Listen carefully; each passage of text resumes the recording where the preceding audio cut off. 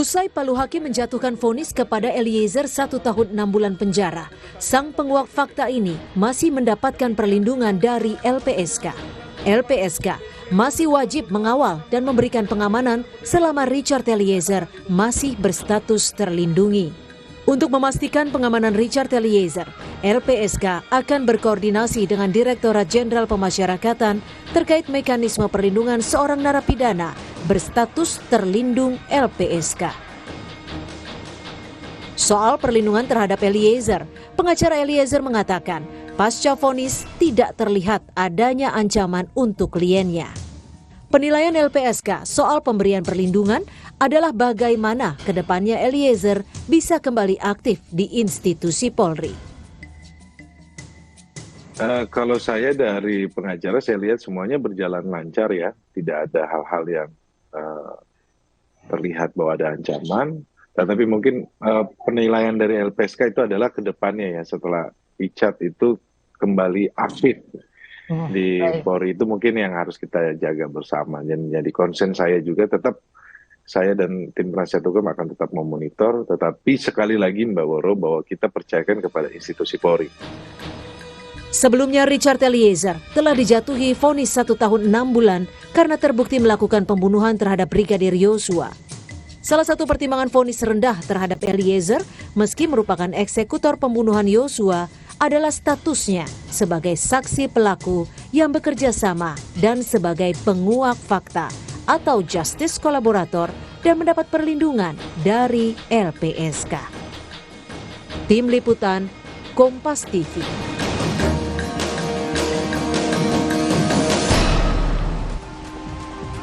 Sang penguak fakta dalam kasus pembunuhan berencana terhadap Brigadir Yosua Huta Barat masih mendapatkan perlindungan dari LPSK pasca Palu Hakim menjatuhkan vonis 1 tahun 6 bulan penjara terhadap dirinya. LPSK masih wajib mengawal dan memberikan pengamanan terhadap terlindungi, yaitu Richard Eliezer. Nah, ini kita akan bahas lebih dalam bersama dengan Wakil Ketua LPSK, Bang Edwin Partogi Pasaribu, yang telah bergabung bersama kami di Kompas Malam. Selamat malam, Bang Edwin, salam sehat. Selamat malam Bang Yasir, salam sehat juga. Status dari Richard Eliezer sebagai terlindungi dari LPSK ini sampai kapan, Bang? Sampai dengan 6 bulan ke depan ya. Jadi kan Eliezer itu sudah LPSK lindungi sejak 15 Agustus tahun lalu. Dan sudah berakhir di tanggal 15 Agustus juga pada bulan Februari ini, dan sudah diperpanjang perlindungannya itu karena memang Eliezer mengajukan permohonan perpanjangan perlindungan sebelum vonis hakim. Oke, berarti perlindungan yang diberikan oleh LPSK meskipun ini Eliezer sudah diketok palu oleh hakim ini masih terus berlanjut karena memang sudah sesuai dengan aturan sebelum vonis ini dijatuhkan, perpanjangan status perlindungan yang diajukan Eliezer selama 6 bulan ya, Bang Edwin ya? Ya, jadi Eliezer sebelum masa perlindungannya berakhir, di 6 bulan pertama itu sudah mengajukan permohonan perpanjangan perlindungan. Oke. Begitu Bang Yasir.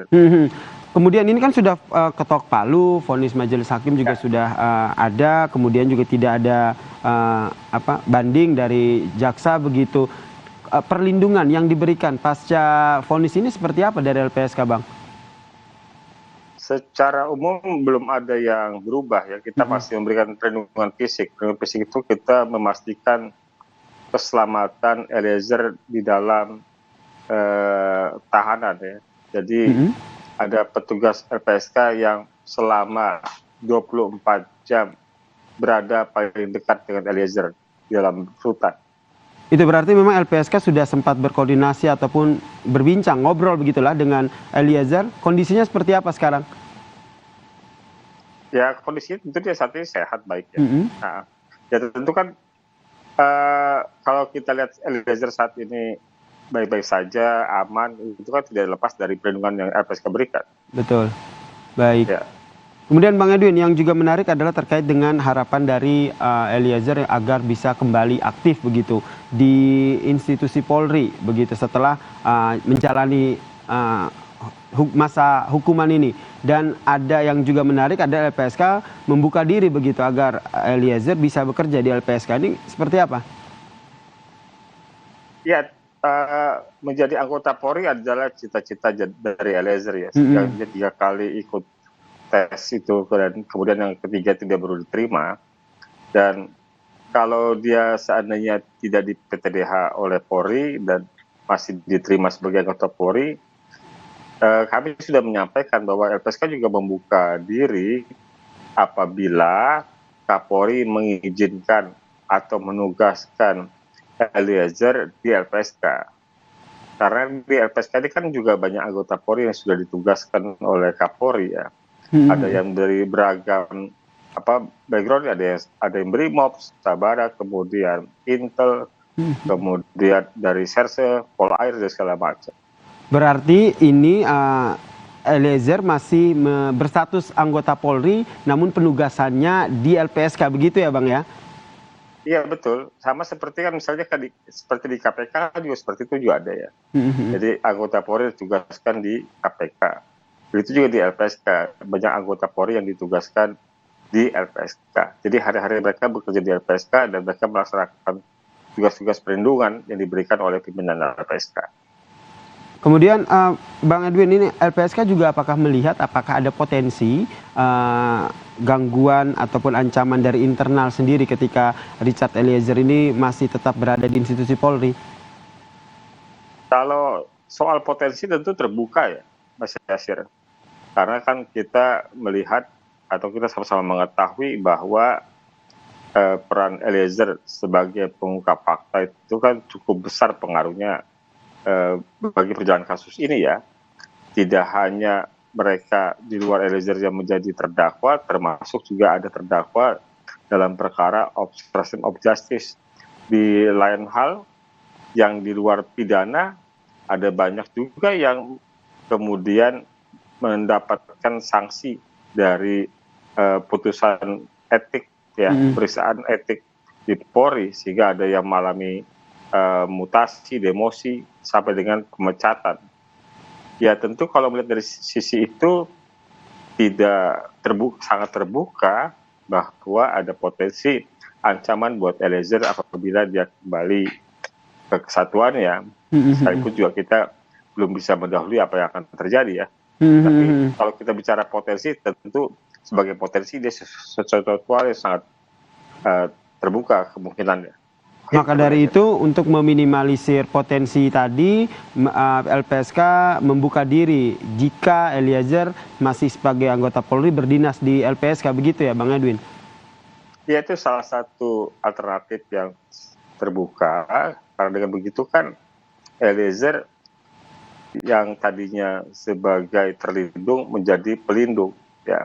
Yang tadinya sebagai pelaku menjadi pelindung buat para saksi korban ya, dan Eliezer terus bersama dengan LPSK dan tentu masih dalam pemantauan pengawasan kami ya, dan itu lebih memudahkan pekerjaan kami juga dalam memastikan keselamatan jiwa dari Eliezer. Oke, terakhir Bang Edwin, ini nanti Richard Eliezer akan menjalani sidang kode etik profesi Polri. LPSK ikut andil di situ, mengingat status justice kolaborator ini dari LPSK. Ya, kalau kami tentu dalam rangka mendampingi saja dalam konteks bahwa Eliezer adalah terlindung LPSK. Kalau menyangkut prosesnya tentu kami serahkan sepenuhnya kepada Polri, keputusan seperti apa. Hanya saja tentu kita berharap Polri mempertimbangkan keberanian Eliezer mengungkap kebenaran, mempertimbangkan kejujuran Eliezer untuk mengakui kesalahan. Ya, itu suatu nilai yang baik ya, sebagai ikon, sebagai simbol bahwa hal yang kita nilai baik dari suatu keberanian, kejujuran itu mempunyai tempat ya, dan juga kita menyadari bahwa tidak ada orang yang suci, tidak ada orang yang sepenuhnya tidak punya kesalahan. Orang pasti punya kesalahan, tapi yang bertobat, yang melakukan keinsafan tersebut tentu juga perlu diberikan tempat. Mungkin demikian Yasir. Sehingga harapan dari LPSK sendiri dalam sanksi pada sidang kode etik profesi nanti, Richard Eliezer jangan sampai diberhentikan dengan tidak hormat ya? Ya, kami serahkan sepenuhnya kepada pimpinan Polri untuk memutuskan, dan sebenarnya kan undang-undang juga dari peraturan pemerintah nomor 1 tahun 2003 itu membuka kemungkinan juga Eliezer untuk tetap bertahan sebagai anggota Polri. Baik, terima kasih Wakil Ketua LPSK Bang Edwin Partogi Pasaribu telah bergabung bersama kami di